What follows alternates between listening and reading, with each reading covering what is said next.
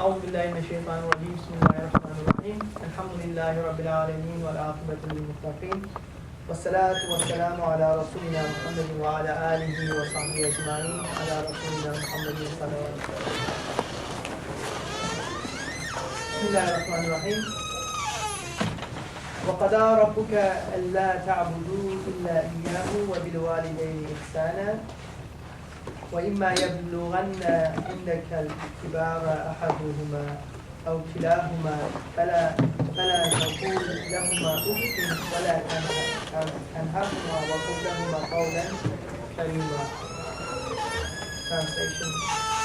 And your Lord has decreed that you not worship except Him, and to parents good treatment, whether one or both of them reach old age while with you. Say not to them as so much as oof. Do not repel them, but speak to them a noble word. So this is one of the verses from the Quran about good treatment to the parents. Since I know that there are some parents on campus today, so I thought it would be good to talk about children's treatment to their parents or their relationship with their parents. And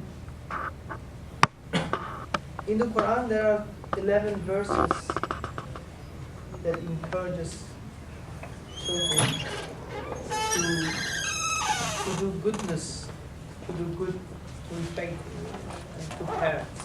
11 verses just about this subject.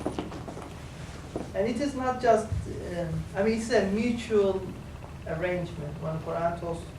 When it comes to family, Quran talks of responsibility of parents, responsibility of children. So it's like a mutual arrangement that Quran wants us to practice.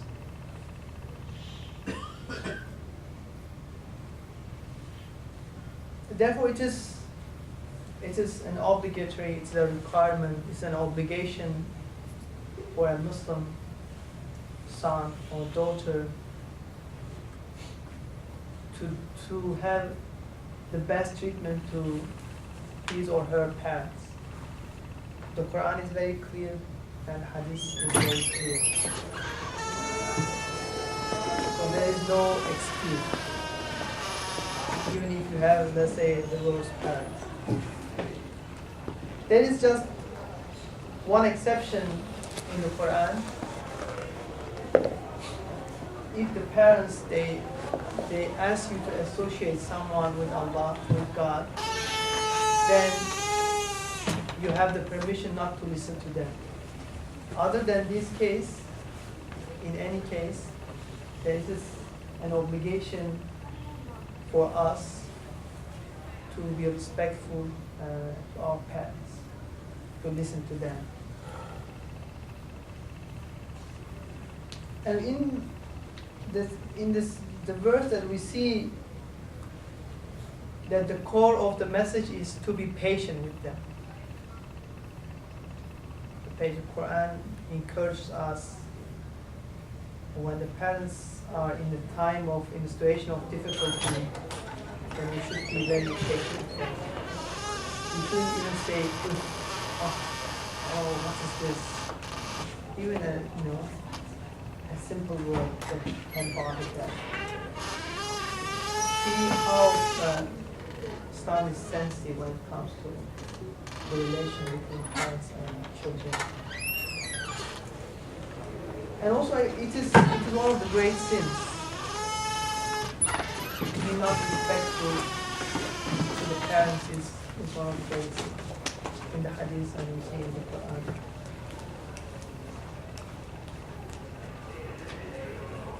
There was a very beautiful story. It is all over the internet.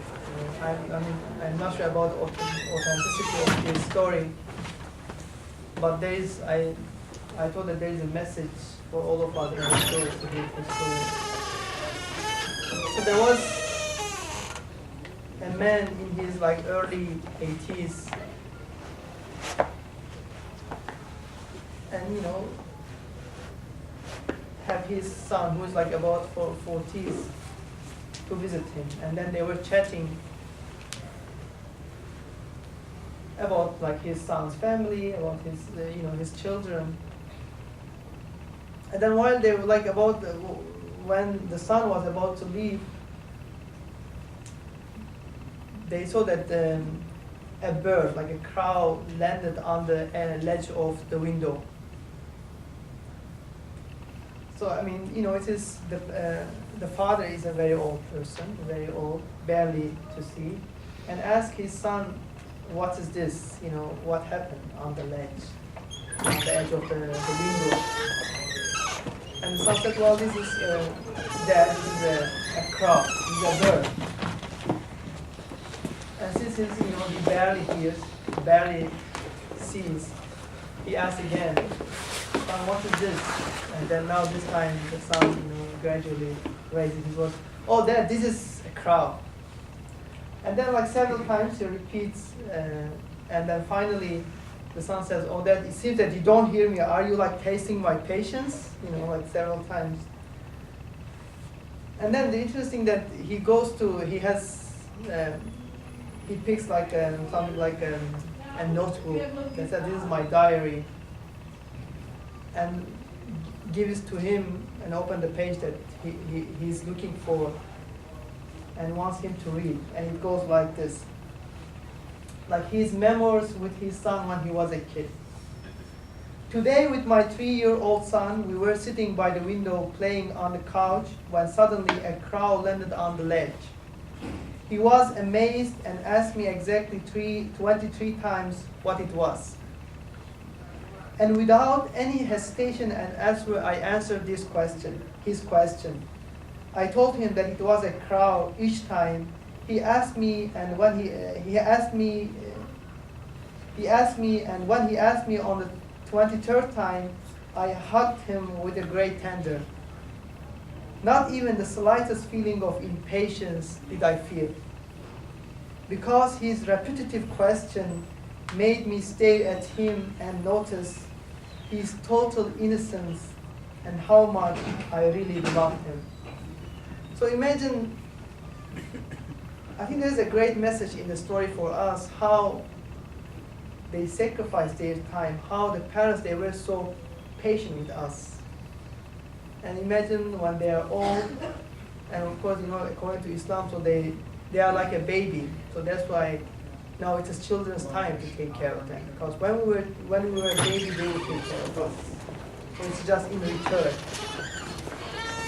So whenever I think we have a difficulty with our parents, whenever we are impatient, it is important to remember how they were patient with us. They sacrifice their time, their life,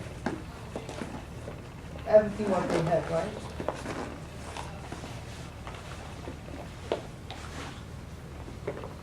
The Quran also encourages us, through some stories of the Prophet, to do prayers for our parents, to do supplications for them. وَاخْفِضْ لَهُمَا جَنَاحَ الذُّلِّ مِنَ الرَّحْمَةِ وَقُلْ رَبِّ ارْحَمْهُمَا كَمَا رَبَّيَانِي صَغِيرًا. My Lord and Sustainer, be kind and have mercy on them as they cherished, nurtured, and sustained me in childhood. So again, Quran, in a tender way, in a great compassion, ask us to keep them in our prayers, because now they need us, they need our prayers. And also, even when you look at Prophet's life, some hadith, peace upon him, he constantly would encourage his companions to be good to their parents, to have the best treatment to their parents, even if they wouldn't be a Muslim. As you know, like some of the companions, they converted to Islam, but their parents wouldn't. And they would come to the Prophet, they would ask him, "What shall we do?" And he encouraged them to be good to them. We have like several examples. And one of the companions, he came to the Prophet, may peace be upon him, and asked him whom he should show more kindness. He came to the Prophet and asked him for guidance, whom I should do some kindness, good treatment. And the Prophet replied, Prophet peace be upon him replied, your mother. And he asked, who comes next? The Prophet, so he wants to see who comes next. And the Prophet again, he said, your mother. And the third time, again he asked, who is the next one? The Prophet, peace be upon him, he said, your mother. And then the fourth time, he said, your father. So again, the message is a constant. I mean, because the Prophet, peace be upon him, he would show us, he would encourage us to have the best level. And we see in this hadith, he encourages us to have the best treatment to our parents. And in the verse that I recited in the beginning of the khutbah, it's interesting. So the first part of the verse, it says, وَقَضَى رَبُّكَ أَلَّا تَعْبُدُوا إِلَّا إِيَّاهُ وَبِالْوَالِدَيْنِ إِحْسَانًا. The first part of the verse, it says, do not associate with anyone with Allah. And then it says, do good to your parents. وَبِالْوَالِدَيْنِ إِحْسَانًا. Imagine the most important thing in Islam is not to associate anyone with him, right? It's part of Tawheed, Shahada. And then the phrase comes after is about parents. I think that's very interesting. That how after the most important thing, let's say, statement in Islam, how Allah command us to do good to our parents. وَبِالْوَالِدَيْنِ إِحْسَانًا. And so what is the Quran uses the word ihsan. What is ihsan? When Quran says, do ihsan to your parents, what is ihsan? Ihsan is an Arabic word, as you well know, and it is the highest level of doing good, the highest level. There are different levels of doing good, doing good things, but it is the highest level. It is not an action, it is not a deed, it is a state of mind, it is a frame of relationship in which you give the most that you can, the highest point. And you expect the least in return. So you don't expect anything. You do the most, but you expect nothing. You give your utmost being. This is what ihsan is. So again, it comes after the most important statement, and then ihsan and the meaning of ihsan. So again, we don't have any excuse not to do good to our parents, because Quran has a very clear position when it comes to our relationship with our parents. And in one of the hadiths, in one of the sayings of the Prophet, may peace be upon him, one of his companions asked him, which deed is most liked by Allah? What is the best deed? The companion is Abdullah ibn Mas'ud, may peace be upon him. May Allah be pleased with him. And Prophet responded, prayers that offered on time. The most important deed, doing the prayers on time. And then he continued he said, what is next? And Prophet, may peace be upon him, he said, kindness and respect towards your parents. And then you see that in the verses, in the hadith, being respectful to the parents is associated with the most important deeds in Islam, right?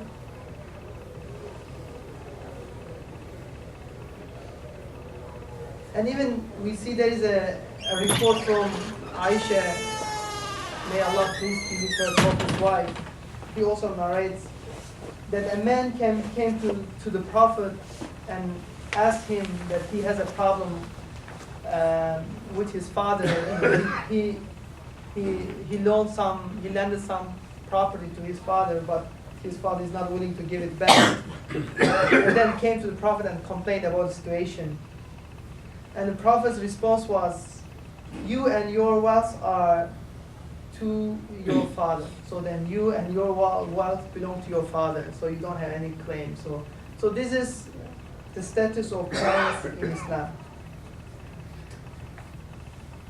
So what if our parents, if they are passed away? What shall we do, I mean, this is also, again, you see the beauty of Islam here, that Islam asks us to have a constant relationship with our parents, even if they pass away. How can we have a relationship with our parents? Do prayers for them. Keep them in your prayers. So again, every day you have a constant relation with the parents, even if they pass away. Be a good daughter, be a good son for the community, for the society, for the whole world in large. So again, this is how you can please them, have a constant relationship even if they pass away.